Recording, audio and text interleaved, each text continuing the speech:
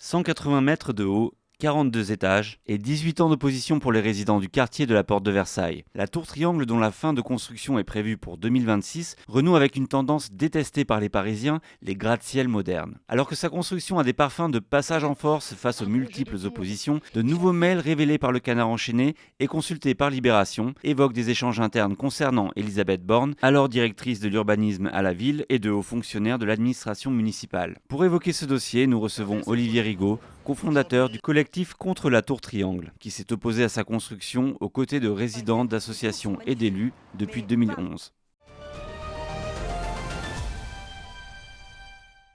Pourquoi les Parisiens, selon vous, s'opposent à ce bâtiment ? On a l'historique de la tour Montparnasse qui a créé une vive opposition au point que pendant plus de 40 ans, il n'était plus question de construire des tours dans Paris. Bertrand Delanoë, en 2008, a peut-être estimé qu'il fallait donner une autre image de la capitale, une image peut-être plus moderne, alors que Paris est une ville...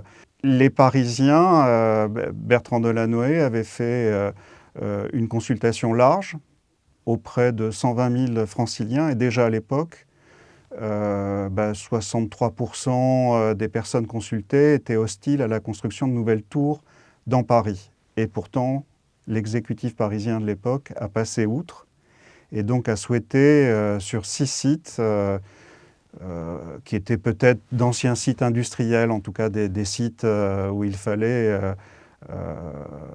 améliorer le bâti, créer une activité économique, eh bien, la ville a souhaité transformer ces 6 quartiers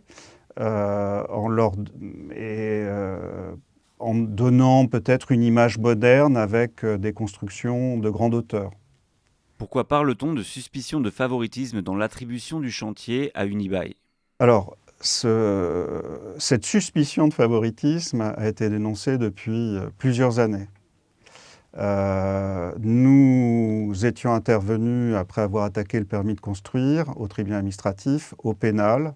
Et déjà à l'époque, on trouvait que le marché pour le renouvellement du bail à construction du parc des expositions n'était pas équitable, en tout cas ne semblait pas l'être. À l'époque, nous n'avons pas poursuivi et cette affaire s'est éteinte. Ce qui nous a motivés de nouveau, c'est le rapport 2020 de la Chambre régionale des comptes Île-de-France, 70 pages à charge ou quasi à charge, qui fait la démonstration que nous sommes en présence d'une passation de marché public qui, pour la Chambre régionale des comptes, n'est pas équitable. Donc, le marché n'étant pas équitable, eh bien, on favorise un candidat au détriment d'autres. C'est ce que démontre ce rapport. Et donc, nous étions plutôt satisfaits. Mais derrière, quand bien même des politiques ont fait un signalement article 40 auprès du procureur de la République sur les affirmations de ce rapport, notamment Rachida Dati, qui a fait un signalement article 40. Ensuite a suivi une plainte de l'association Anticor, l'association anticorruption, qui, avec ses statuts, a pu se constituer partie civile. Une procédure...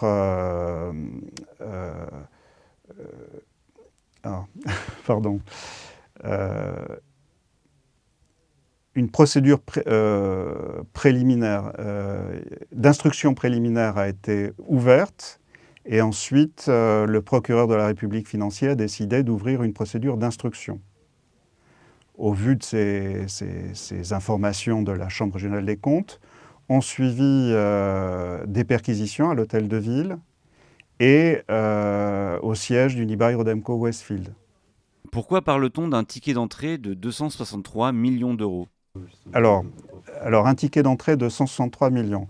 En fait, Unibail Rodamco Westfield a demandé à ce qu'on rompe par anticipation le bail à construction du parc des expositions pour moderniser ce parc. Au début, ils étaient le seul candidat à cet appel à marché. Quand la ville a fait appel au service d'un contradicteur, GL Evans, À ce moment-là, Unibail a demandé à ce qu'on valorise le chiffre d'affaires qu'ils auraient pu faire si ce bail avait couru jusqu'à terme. En fait, la dénonciation a été faite en 2016 et le bail courait en 2026. Cette perte de chiffre d'affaires a été valorisée à hauteur de 263 millions d'euros. La ville de Paris expliquait, alors c'est peut-être un petit peu plus compliqué parce qu'à la lecture de mails que nous avons, dont on a pu prendre connaissance grâce au Canard enchaîné en 2025 et à Libération en 2026, un article très récent, eh bien peut-être que tout était déjà bien ficelé, organisé de façon à non seulement construire la tour Triangle, mais obtenir un renouvellement participation du bail à construction du parc des expositions avec l'exploitant actuel, la société Viparis, filiale du groupe Unibail-Rodamco-Westfield. La mairie de Paris expliquait dans la presse, Anne Hidalgo expliquait dans la presse que ça ne coûterait rien aux Parisiens, puisqu'elle allait demander un ticket d'entrée pour participer à ce bail à construction. Le ticket d'entrée, on a trouvé que 263 millions était la bonne somme. Donc pour Unibail, c'était une opération neutre, puisque s'il remportait le marché, eh bien, il n'avait pas à débourser cette somme, puisque la ville était censée les indemniser à hauteur du montant du ticket de 263 millions d'euros. Par contre, si GL Evans avaient remporté ce marché, eh bien, vous l'avez compris, ils auraient dû débourser les 263 millions d'euros. Et c'est la raison pour laquelle la Chambre régionale des comptes Île-de-France estime que le marché n'est pas équilibré. Ce qui, en droit français, constitue malgré tout un délit. C'est-à-dire que la presse fasse publicité de mails compromettants au niveau de l'exécutif parisien et des services de la ville avec les bénéficiaires du projet, c'est une chose. Il y a malgré tout et en plus un marché qui n'est pas équilibré, donc ça n'est pas le strict respect des marchés publics en France. Et ça constitue un délit. Dans les mails révélés par le Canard enchaîné et Libération, Elisabeth Borne détaille les consignes qui lui ont été transmises par le directeur du développement d'Unibail. Je cite « Éviter de donner l'impression qu'on s'est concerté entre nous avant cette rencontre, éviter de dire on s'est mis d'accord avec Unibail, mais dire plutôt nous avons déjà tout expliqué, nous avons déjà expliqué tout cela à Viparis ». Qu'est-ce que cela vous inspire ? Alors moi ça m'interpelle, parce que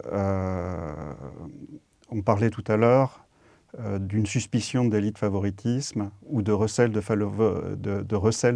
délit de favoritisme. On pourrait parler d'une suspicion de collusion, ce qui est plus grave, c'est-à-dire que c'est un arrangement entre des sociétés privées et des personnes qui ont un mandat d'élu. Sur le plan pénal, ce sont des sanctions qui sont très lourdes. Il peut être question de 10 ans de prison, d'1 million d'euros d'amende, et si c'est en bande organisée, ça peut se traduire par des peines qui sont multipliées par 2. Donc quand j'écoute, quand vous lisez ce mail, je n'ai pas la source. Je pense que si le journaliste publie ce mail, c'est qu'il a vérifié, il a recoupé ses informations et que c'est fiable. Si c'est le cas, eh bien, ça sera au tribunal, au parquet national financier, aux magistrats du parquet national financier, de vérifier s'il n'y a pas eu collusion. Ce même parquet national financier vérifiera s'il y a un délit de favoritisme et du recel de délit de favoritisme.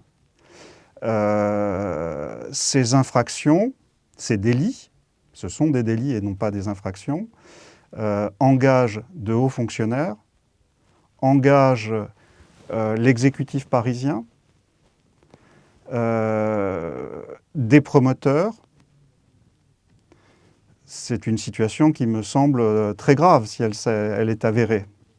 Ce que je voulais rajouter, c'est que effectivement, et les mails qui sont évoqués, par la presse aujourd'hui auraient pu peut-être être publiés plus tôt. Tous ces fonctionnaires, hauts fonctionnaires ou dépositaires d'un mandat, ayant connaissance d'infractions de cet ordre, auraient dû faire un signalement article 40 au procureur de la République. C'est une obligation. Donc eux-mêmes se mettent en faute si on ferme les yeux, on ne dit rien, on laisse faire.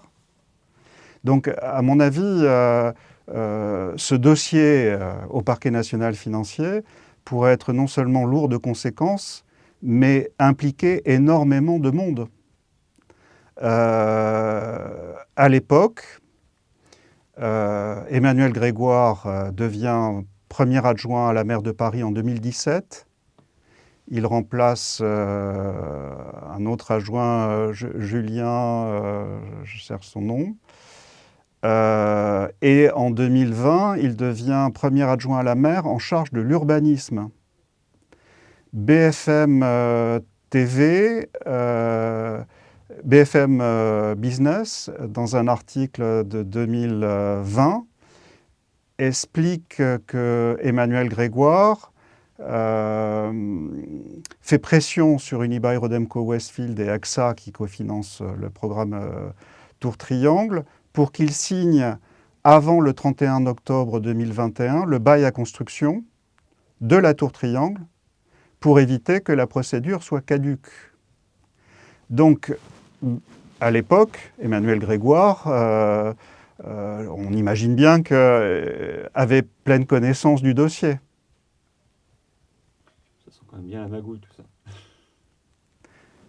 Je ne sais pas si c'est de la magouille ou si on s'est montré particulièrement négligent. Hein ? Une possible négligence. Voilà. Chacune des personnes citées, bien évidemment, bénéficie du bénéfice du doute. Hein. Moi, je ne suis pas parquet national financier et je n'ai pas accès aux pièces du dossier. Tour Triangle verra bien le jour et sera inauguré en 2027. Le combat a-t-il été vain ? Quelle est votre pensée finale à ce sujet ? Oui, nous sommes fait une raison. La tour est en phase d'achèvement. Elle sera livrée en 2027. Donc, c'est le pot de fer contre le pot de terre contre le pot de fer. On se doutait bien que ça ne serait pas facile et nous n'avons pas gagné, loin s'en faut. Par contre, nous avons des raisons d'être plutôt satisfaits dans la mesure où on a réussi à influencer nos élus au Conseil de Paris. Et aujourd'hui, il n'y a plus de majorité pour déroger aux règles de plafonnement et construire d'autres immeubles de grande hauteur dans Paris. Alors, il faut avoir en tête que ces tours, et on en avait parlé, une architecte, Françoise Hélène Jourda par exemple, fait la démonstration que ces tours sont une aberration environnementale et sociale. On peut faire mieux, moins cher, pour le bien de la planète et pour le bien des Parisiens et des humains. Voilà. On n'est pas obligé de construire des tours pour continuer à se développer. Donc on a réussi à influencer les conseillers de Paris. Il n'y aura pas d'autres tours. Ce qui nous importe aussi, parce qu'il y a ce volet marché public, on aimerait bien que le procureur de la République financier décide enfin d'ouvrir une procédure en jugement, parce que pour l'instant nous ne sommes qu'en procédure d'instruction. Peut-être que les articles que nous avons évoqués vont aider à avancer, les suivants peut-être aussi. Sans l'ouverture de cette procédure en jugement, eh bien, les magistrats du parquet national financier ne peuvent pas juger l'affaire. On a évoqué des suspicions de délit de favoritisme, de suspicions de collusion, suspicions de recel de délit de favoritisme. Moi, je n'ai pas la science infuse. Je fais confiance en la justice, aux magistrats de la Chambre régionale des comptes pour statuer. Si certains ont fait des bêtises, ils seront sanctionnés et ce sera normal. Nous sommes dans un état de droit. Si ça n'est pas le cas, eh bien, on fera confiance à la décision du parquet national financier. Voilà. Y a-t-il un point sur lequel vous voudriez revenir pour conclure?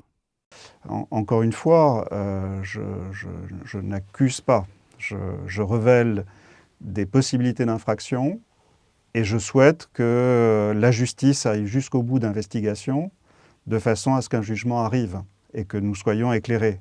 Et si la ville de Paris a fait des bêtises, si la Chambre... parce qu'il y a aussi la Chambre de commerce et d'industrie de Paris, qui est gestionnaire du parc des expositions.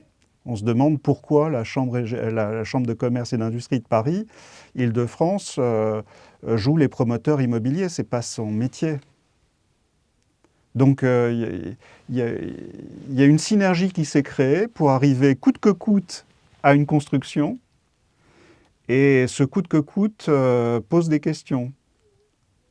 Est-ce qu'on a respecté les règles? Est-ce qu'on est passé outre?